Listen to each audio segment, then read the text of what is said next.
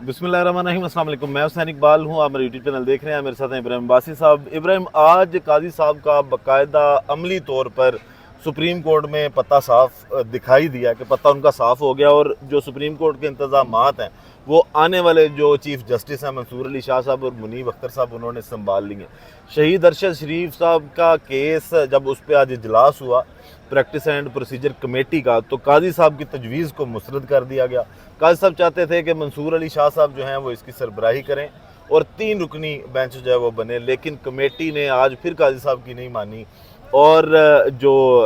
Bench बना है वो 5 रुकनी बना है और जस्टिस जमाल मंदोखेल साहब जो हैं वो इसकी सरबराही करेंगे। क्या कहेंगे इस बारे में कि क्या काजी साहब का आज दौर ख़त्म हो गया, पता कट चुका है? बहुत बहुत शुक्रिया आपका हुसैन भाई। देखें, काजी साहब के दौर की अगर आप बात करें, वो तो कहने वाले कहते हैं जो अदालती रिपोर्टर हैं, सीनियर जो रिपोर्टर हैं, जिन्होंने जिनको कई दहाइयाँ हो गई हैं, 2 दहाइयाँ या 3 दहाइयाँ हो गई हैं, जो सुप्रीम कोर्ट को कवर कर रहे हैं या अदालती रिपोर्टिंग कर रहे हैं, उनके मुताबिक, या जो सीनियर लायर हैं उनके मुताबिक ये काजी साहब का पता तो उसी दिन साफ़ हो गया था जिस दिन जो है मखसूस नशिस्तों का फ़ैसला आया था, और वो फ़ैसला जो था वो जस्टिस मंसूर अली शाह ने सुनाया था। खुद अपना यानी कि किस्म का वो कहते हैं कि सारा इंतज़ामी अमूर जो थे या जो चीफ़ जस्टिस के इख्तियारात जो थे वो काजी साहब ने ख़ुद उठा के जस्टिस मंसूर अली शाह को दिए थे कि आप आज के बाद जो है वो इस सुप्रीम कोर्ट को रेगुलेट करेंगे, आप जो है वो चीफ़ जस्टिस ऑफ पाकिस्तान हैं। तो क्योंकि दूसरी अहम चीज़ ये है कि आज जिस तरह आप बात कर रहे हैं अरशद शरीफ शहीद साहब वाला मामला जो था, इसके ऊपर आपको याद होगा पहले एक नोटिस हुआ, उसके ऊपर काजी साहब बैठे, लेकिन जो उसको बेंच बना उसको बेंच को तब्दील कर दिया गया। जब मंसूर अली शाह को गुज़िश्ता हफ्ते गालबन जो है वो इसका जो बेंच का सरबराह बना के बिठाया गया, मंसूर अली शाह साहब को पता ही नहीं था कि वो केस लगा। खुली अदालत में इनकार किया। उसमें उन्होंने कहा कि ये हमें तो पता ही नहीं है कि ये कब बना है, हमने इसके ऊपर तो 5 रुकनी बेंच बनना चाहिए। अब काजी साहब का जो मानना था वो क्या है, ज़ाहिर ये तो इंतज़ामी गफलत समझ लें आप इस चीज़ को कि एक कमेटी के अंदर एक चीज़ आई नहीं है, फिर ये सवालात उठते हैं रजिस्ट्रार के ऊपर कि वो कागज़ इसमें चीज़ कैसे आई, और दूसरी चीज़ ये थी कि ये चीफ जस्टिस ऑफ पाकिस्तान की रजामंदी के अलावा क्या रजिस्ट्रार कोई कागज़ जारी कर सकता है जिसके अंदर जिन केसेस की समाअत सीनियर प्यूनी जज कर रहा हो, आइंदा आने वाला चीफ जस्टिस जो है वो कर रहा हो, ये कैसे मुमकिन है? ये बड़ी इंपॉर्टेंट चीज़ है। इसके ऊपर मेरा ख्याल है जस्टिस मंसूर अली शाह साहब जो हैं वो ज़रूर अपना एहतजाज उन्होंने रिकॉर्ड करवाया होगा, और रिकॉर्ड करवाना भी चाहिए, क्योंकि छोटी छोटी इरेगुलरिटीज़ जिस वक्त आपके अदारे के अंदर होती हैं, ये फिर बड़ी किसी बदनवानी की तरह रास्ता खोलती हैं, गैर आइनी और गैर कानूनी के काम के लिए एक रास्ता खोलती हैं, दरवाज़ा खोलती हैं, जिसके बाद वो मज़ीद गैर कानूनी और गैर आइनी काम जो होते हैं और आपके जो अदारे के रूल्स हैं उसके ख़िलाफ़ ये बुनियादी तौर पर चीज़ होती है। अगर आप इसको देखें, जिस शख्स ने भी ये काम किया, चाहे खा वो रजिस्ट्रार हैं, इंतज़ामिया है सुप्रीम कोर्ट ऑफ पाकिस्तान की, या काजी फ़ाइज़ ईसा, या कोई भी शख्स हो, कोई भी सुप्रीम कोर्ट का जज, अगर इसमें किसी ने इन्फ्लुएंस किया, ऐसी ही बात करता हूँ लाइटर नोट पे, उसने बुनियादी तौर पे पाकिस्तान के कानून की प्रैक्टिस एंड प्रोसीजर बिल की खिलाफ वर्जी की है, क्योंकि प्रैक्टिस एंड प्रोसीजर के बिल के मुताबिक, कानून के मुताबिक, जो supreme chief justice of Pakistan की पावर को रेगुलेट किया गया था, उसमें यह था कि जो चीफ जस्टिस पाकिस्तान होंगे उनके पास इख्तियारात नहीं होंगे बेंच बनाने के, वो कोई भी फैसला करेंगे बेंचेस के मतलब, केसेस के मतलब, वो फैसला 3 रुकनी सीनियर जजेस के ऊपर मुश्तमिल कमेटी करेगी, जिसके अंदर चीफ साहब हैं, काजी साहब हैं, उसका मंसूर अली शाह साहब हैं, और साथ में जो है जस्टिस मुनीब अख्तर साहब हैं। अब ये इन दोनों जजेस को पता ही नहीं है कि हमारे ये केस लगना है, और ये केस लग गया, इसके ऊपर सवालात तो उठेंगे। अब आज की जो मीटिंग हुई इसके अंदर यार अब ये मामला बड़ा तूल पकड़ गया ये सोशल मीडिया के ऊपर कि भाई काजी साहब जो हैं वो एक तो इस तरह के केसेस सुनते नहीं है जो कंट्राडिक्शन हो, जिसके अंदर उनका कहीं ना कहीं टकराव जाके इस्टेब्लिशमेंट के साथ हो, रियासती इदारों के साथ हो, या फिर ऐसे हो जिसके अंदर उनको अपना ख़तरा महसूस होता हो कि कुछ सख्त का केस हो हुकूमत के ख़िलाफ़ हो। तो आजकल वैसे भी कोई केसेस नहीं सुन रहे, तो इस वजह से उन्होंने सारा मलबा जो है वो मुबैना तौर पर डालने की कोशिश की जस्टिस मंसूर अली शाह साहब के ऊपर। अब गुज़िश्ता जो समाअत हुई है, मंसूर अली शाह साहब ने जिस वक्त उसके ऊपर इनकार किया, दोबारा भेजा, तो उसके उनके खिलाफ भी बातें की गई कि वो भी इस तरह के केसेस चीफ जस्टिस साहब की तरह वो भी केसेस इस तरह के केसेस नहीं सुनना चाहेंगे और सुनना चाहते, और वो किसी भी कंट्राडिक्शन जो है उसका हिस्सा नहीं बनना चाहते, ना वो चाहते हैं कि उनको मतनाज़ा शख्सियत डिक्लेयर किया जाए, इस तरीके से उनको प्रोट्रे किया जाए सोशल मीडिया के ऊपर या मीडिया के ऊपर। इस वजह से सोशल मीडिया के ऊपर इस तरह की बातें चली फिर उन्होंने ये मामला दोबारा कमेटी को भेजा कि कमेटी जो है वो इसके ऊपर फैसला करके इसके ऊपर लार्जर बेंच बनाए। फिर आज जो है वो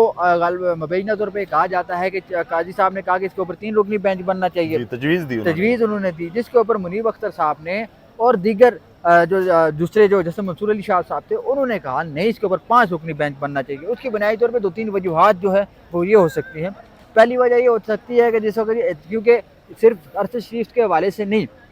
मुमकिन है कि जिस वक्त ये केस चले तो दीगर साफ़ी जो पाकिस्तान के अंदर कत्ल हुए इस साल या पिछले साल, उनके मुतालिक भी कमीशन बनाने का कहा जा सके और अदालत उसके ऊपर भी जो है वो उसके अंदर चीज़ें जो है वो क्लब की जाएँ, दरखास्तें जो है वो क्लब करके सुना जाए। इस तरीके से केस मज़ीद खुल सकता है। अगर ये मज़ीद केस खुलता है और 3 रुकनी के बजाय जिसको 5 रुकनी बेंच इसकी समाअत करेगा, वो ज़्यादा वज़नी और ज़्यादा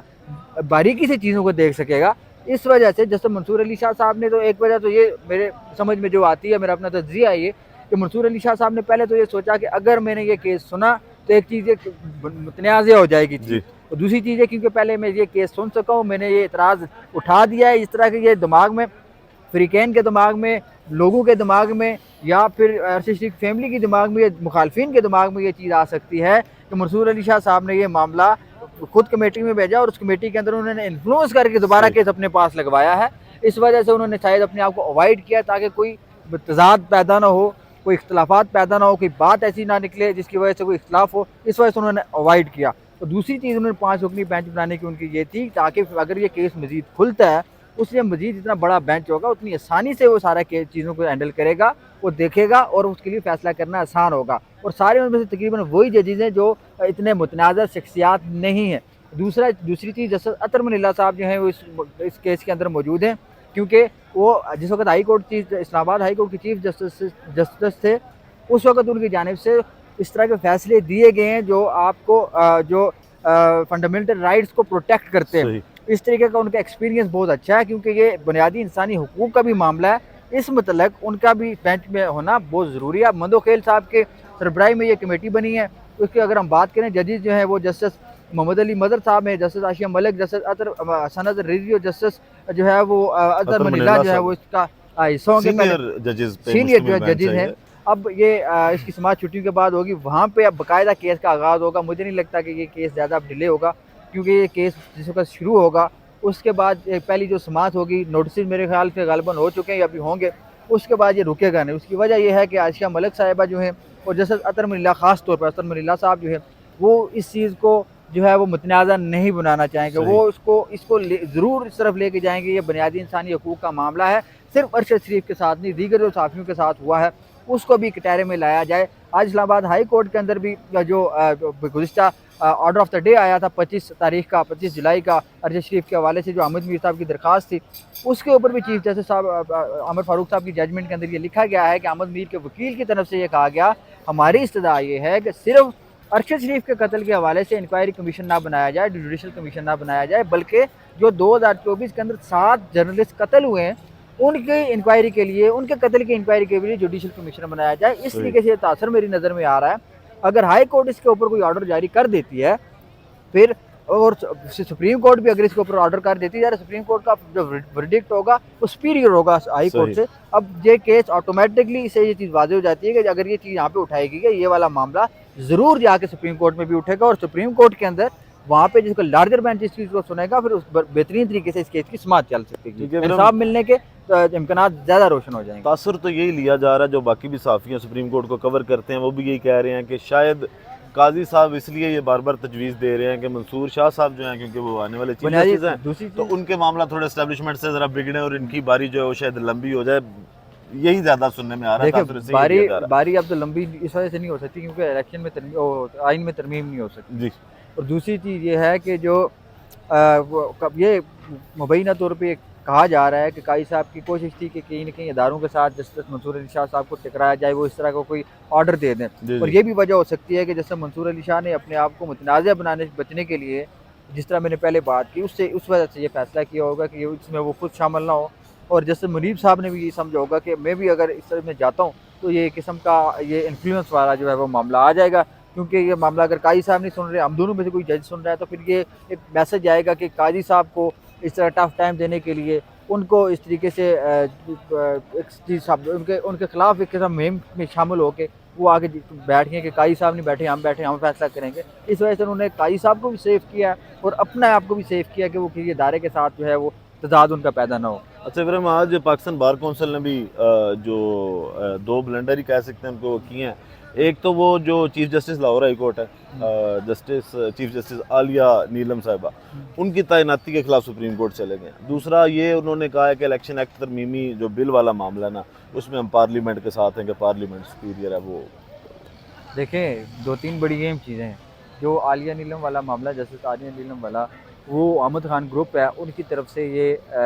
बार काउंसिल की जानिब से ये दरख्वास्त दायर की गई कि आलिया नीलम जो है आलिया नीलम जो है उनकी जो तकरीर है वो गैर आइनी और गैर कानूनी है, उसको कलअदम करार दिया जाए। क्योंकि सीनियरिटी वाला मामला जो है वो सुप्रीम कोर्ट के एक जजमेंट का उन्होंने हवाला दिया, उसके अंदर क्लियर हो चुका है, लिहाजा आप इसको बदल नहीं सकते। ये बुनियादी तौर पर चैलेंज किया गया है। अब आलिया नीलम साहिबा का ये मामला, जिस तरह ख़बरें भी चल रही थी कि मुख्तलिफ साफ़ियों ने वीलॉग भी किए कि आलिया नीलम साहिबा को जो है वो मंसूर अली शाह साहब जो है वो कह रहे, उनकी तरफ से कन्वे किया गया या बताया गया मुबैना तौर पर कि आप जो है आपको हम चीफ जस्टिस जो से सुप्रीम कोर्ट ऑफ पाकिस्तान में लेके आएंगे। तो इस वजह से लोगों को या ताकतवर लोगों को भनक लगी, इस वजह से उन्होंने इस मामले को यहाँ तक टैकल करना शुरू कर दिया कि ऐसा ना हो। अब इस मामले के अंदर कौन के ये बड़ी चीज़, दो तीन चीज़ें बहुत अहम होगी। पहली चीज़ अहम ये होगी कि जो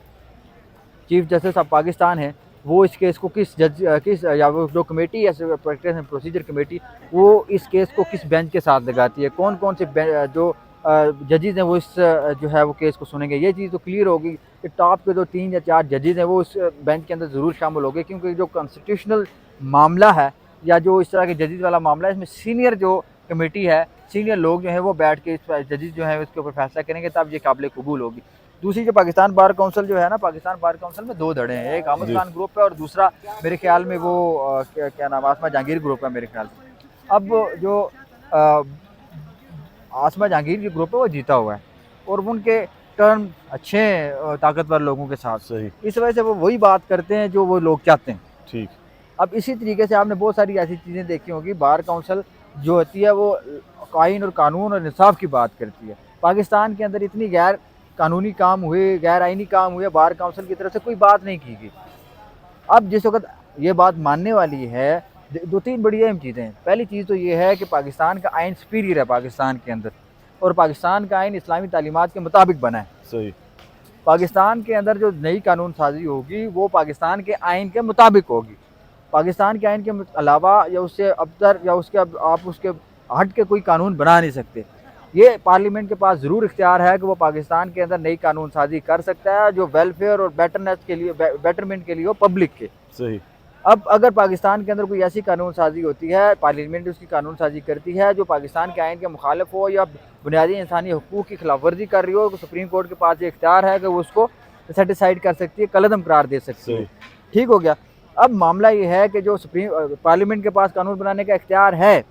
लेकिन 2-3 फैक्टर्स हमें देखने होते हैं। पहली चीज़ हमने ये देखनी होती है वो कानून साजी कौन सी है, उसका मकासद क्या है, उसकी टारगेट कौन से हैं। सही। दूसरी चीज़ हमने ये होती है वो किन हालात में वो बनाएगी, कानून बनाया गया, उससे मुतफिक क्या कहते हैं उसको, फ़ायदा कौन उठा सकता है, मुस्तफिद कौन हो रहा है। और तीसरी उसकी ये चीज़ होती है कि पार्लियामेंट लाने वाले कौन लोग हैं।